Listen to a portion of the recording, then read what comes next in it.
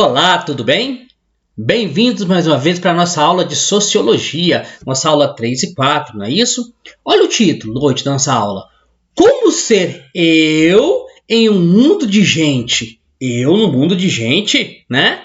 Nossa aula, gente, está baseada nas páginas 49 a 54 do nosso livrinho básico, perfeito? Então vamos lá para essa caminhada bacana, né? Olha só, começamos assim. Vivemos em sociedade. Aí, olha interessante, dá uma olhadinha aqui na lousa, ó. Viver em sociedade faz parte da natureza humana. Se eu sou ser humano, eu vou querer viver e conviver com outras pessoas. É natural da nossa espécie. Não é isso? Continuando, ó. Nossa sociedade é diversificada. O que significa isso? Gente, significa que ninguém é igual. Tá? Então eu tenho pessoas de cor de pele diferente, de religiões diferentes, modos de pensar diferente, comportamentos diferentes. Nós somos, portanto, diversificados. Então, ó, a partir disso, não cabe eu achar que existe alguém melhor, pior, mais bonito, feio. Gente, quando se usa essas palavras, elas são preconceituosas, sabia? E meio doentias. Quando eu costumo chamar alguém de feia, é por quê? Porque eu acho que aquela pessoa foge de um padrão determinado artificialmente. Eu tenho que tomar cuidado com isso. Parece inocente, né? Mas não é. Mas não é. E aí, gente, ó, vem algumas perguntinhas. O que você das nossas aulas sem perguntas? Perguntas pra gente, né, pensar. Não é isso? Olha só. E como é possível que a gente viva com tanta gente diferente de maneira minimamente organizada? Pois é, tanta diferença. Como é que a gente consegue conviver junto? E olha que nosso mundo é organizadinho, apesar de tantas diferenças, não é? Olha a segunda perguntinha para a gente pensar. Quem estabelece as regras para que possamos viver em paz? Quem dá os limites das guerras? Gente, todo mundo segue limites. Se você não percebeu, nós temos limites de comportamento social, apesar das nossas imensas diferenças. Agora, quem estabelece essas regras? Quem faz cumprir esses limites? É o que a gente vai ver a seguir. Primeira coisa, tá? Nós fazemos parte do que se chama de estrutura social. Todo mundo está dentro de uma estrutura social. Agora, o que é estrutura social? Olha o conceitozinho aqui na lousa. Vamos entender, ó. É o conjunto das relações sociais que engloba todos os processos de interação entre os indivíduos, grupos, classes sociais e também o conjunto de normas, valores, padrões que influenciam o comportamento das pessoas. Professor, entendi nada. Então assim, ó, gente, tudo que nos mantém unidos sobre regras, tá? Isso é a estrutura social. Ou seja, é o que nos mantém unidos sobre regras. Vou usar outra palavrinha. Leis, não é isso? Então, gente, ó, toda essa cultura que nos faz ficar juntos e organizados, seguindo as regras, é o que a gente chama de estrutura social. Perfeito? E aí, gente, ó, a gente vai para o nosso caderno agora, né? Antes, aquelas perguntas foi para a gente pensar, raciocinar. Agora, essa aqui nós vamos executar no nosso caderno. Olha só. Primeira questão. Com quais grupos você se relaciona? Ué, professor, como assim quais grupos? Você frequenta igreja? Você frequenta escola? Clubes sociais? Né? 2. De que forma você influencia esse grupo? Vem cá. Você no meio desse grupo, você influencia. Você acha que você influencia? Você consegue colocar tendências, criar pensamentos no meio desse grupo que você está? Terceiro, de que forma você é influenciado? Será que nesse grupo que você faz parte ele te influencia alguma coisa? E aí, ó, a 4, que é uma perguntinha marcante e muito importante. Somos frutos da sociedade? Esse momento a gente vai, né, pro caderno, não é isso? Mas antes, olha só. A gente chega naquele momentinho, né, que a gente fala assim, explorando a trilha. E adivinha, o que vem? Mais perguntas. Gente, por que pergunta é tão importante? Porque é pergunta que nos leva a buscar conhecimentos, nos faz pensar. Olha que mecanismo bacana para fazer a gente pensar. São as perguntas. E aí, eles colocam a imagem. E quando a gente coloca a imagem, a primeira coisa que a gente faz na imagem é identificar o que está dentro dela. Olha, eu tenho um homem conversando no celular, segurando a vassoura. Eu tenho tipo um pacote, uma sacola, não é isso? Com a bandeira do nosso país, o Brasil. E lá dentro tá alguns dejetos ou lixos, né? Chamado assim, né? Encarceramento em massa, ou seja, prisão em massa. Racismo, preconceito contra a cor da pele de alguém, né? Violência de gênero, ou seja, violência de homem contra mulher ou de mulher contra homem, não é isso? E desigualdade social. Nossa, isso é terrível no Brasil. Por que tem tanta pouca gente no Brasil rica, mas cheia de dinheiro, enquanto eu tenho uma grande maioria pobre? Aí tem uma frasezinha. Vamos ver o que está escrito lá? Avisa o povo aí de que nossa herança maldita não cabe debaixo do tapete. Aquilo não era um pacote, era um tapete. Que herança maldita é essa que não cabe mais embaixo do tapete?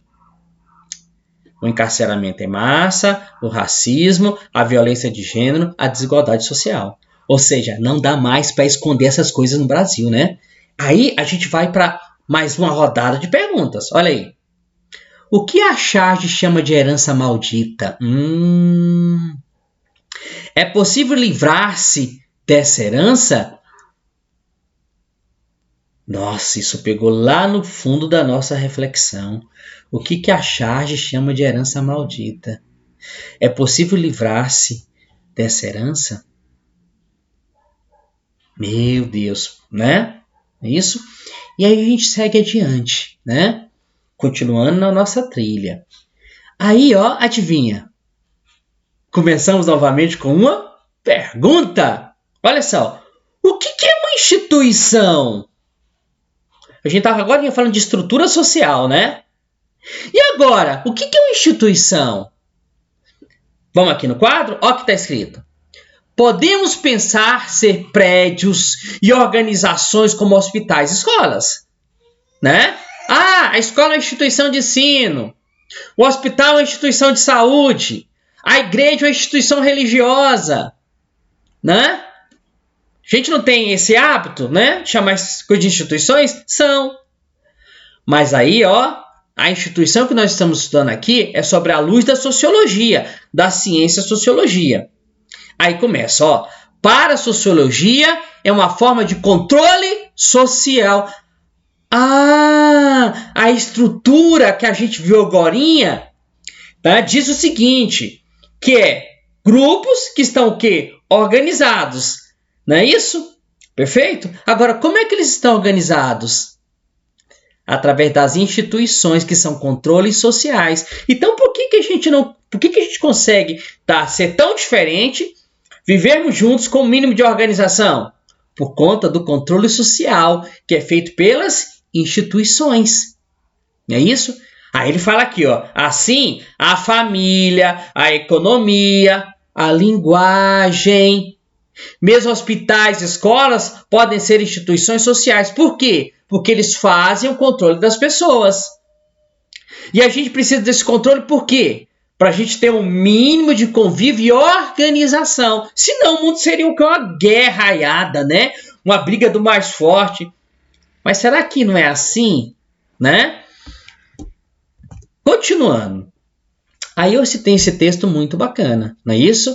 Né? São 2 textos que a gente vai trabalhar e esse aqui é o texto 1. Olha o que ele diz. O que são as instituições sociais? A gente agora viu um pouquinho, não é isso? Mas aqui vai aprofundar. Olha só a leitura. As instituições sociais são estruturas estáveis, com padrões e papéis e funções bem definidos em uma sociedade. Para Émile Durkheim, as instituições possuem um papel pedagógico, ou seja, de ensinar o indivíduo como ser parte da sociedade em que nasceu. Nesse sentido, as instituições sociais cumprem o papel de socialização. Tá vendo? A gente fala de controle, mas no controle no sentido de quê? Delas nos ensinar a nos portar diante dos outros. Temos padrões culturais. Perfeito? Por isso, gente, existe pessoa que é sem noção. Por isso que eu não posso chegar de madrugada e colocar o som alto. Isso atrapalha o sono dos outros. Não é educado. Não é isso? Mas tem gente que faz isso. Por quê? Porque está faltando as instituições cobrarem dessa pessoa mais responsabilidade, mais atitude. Continuando. Portanto, as instituições sociais servem como uma forma de dar ordem às relações sociais. Esse controle, entretanto, não é sempre sentido pelas pessoas. Por isso que essa aula aqui, o que ela está clareando? Ela está mostrando para vocês que existem essas instituições. A gente já segue, mas a gente não percebia até então. Né? Ter uma família, uma escola, uma igreja, são todas coisas que são consideradas naturais pelos sujeitos na sociedade. A gente considera natural, né? Mas não é. Né? É um controle social. Conforme Peter Berger, a linguagem é a instituição social mais primária, ou seja, a nossa língua, nossa forma de falar. Gente, se uma pessoa que tem outro idioma está no nosso meio, vai sofrer. Por quê? Porque não entende nada que se passa. Né?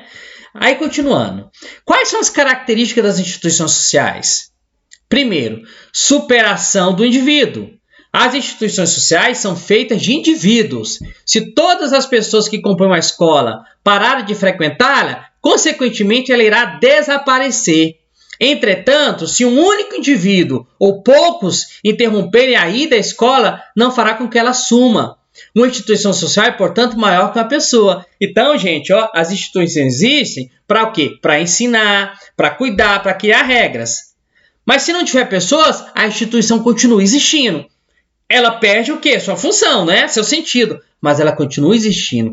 Por isso que se fala superação do indivíduo. Ela não precisa de gente para existir. Coerção. Esse termo se refere ao caráter punitivo da sociedade, quando o indivíduo foge dos padrões do controle social. Enquanto uma pessoa continuar seguindo as regras sociais, ela não sente a força desse controle. Por sua vez, ela vai sentir esse poder quando fizer algo de errado, para a sociedade ser punida em função disso. Ou seja, se eu não cumprir os padrões, eu serei punido. Se alguém roubar, vai ser preso. Se alguém quebrar uma regra na igreja, praticamente a pessoa vai ser expulsa. É mais ou menos assim que funciona, tá vendo? Isso é coerção. É punir quando você passa por cima das regras. Autoridade moral. Além da coerção, as instituições sociais oferecem o sentimento de dever moral cumprido quando se segue suas regras. Assim, os indivíduos não se sentem apenas reprimidos quando se desviam, mas também podem experimentar culpa, vergonha e desonra. Tá vendo? Por isso, gente, que a gente tem certas dores na consciência. Né? Quando a gente quebra regrinhas que foram estabelecidas pelas instituições, a gente fica mal. Tem gente que chega ao ponto de se matar, né? De tanto sentimento de culpa que sente. Né? Você está vendo? Nada disso é natural, nada disso nasce com o ser humano. O ser humano cria isso através das instituições. Historicidade. As instituições existiam antes do indivíduo nascer e continuarão existindo mesmo após a sua morte. Portanto, possuem uma história. Família tem uma história? Claro que tem. Igrejas têm uma história? Claro que tem. Estado, governo tem história? Tem. Claro que tem. Consequentemente, elas sofrem mudanças e se alteram ao longo do tempo, mas conseguem ser reinventadas e se adequar às transformações. Elas não estão paradas do tempo, não. Elas evoluem. Por quê? Porque o ser humano está mudando, está se transformando. Essas são apenas algumas características das instituições sociais. Existem várias e várias outras. Perfeito? Espero que ficou claro isso aqui, né? As instituições existem para nos organizar, para nos regular, perfeito? E elas estão além da gente, né? E aí eu continuo, gente, nesse texto interessante.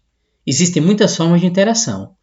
Olha, se eu estou na sociedade, se eu tenho um comportamento, não é isso? Se o homem nasceu para viver em sociedade, ele tem que interagir. E de que forma a gente faz as nossas interações?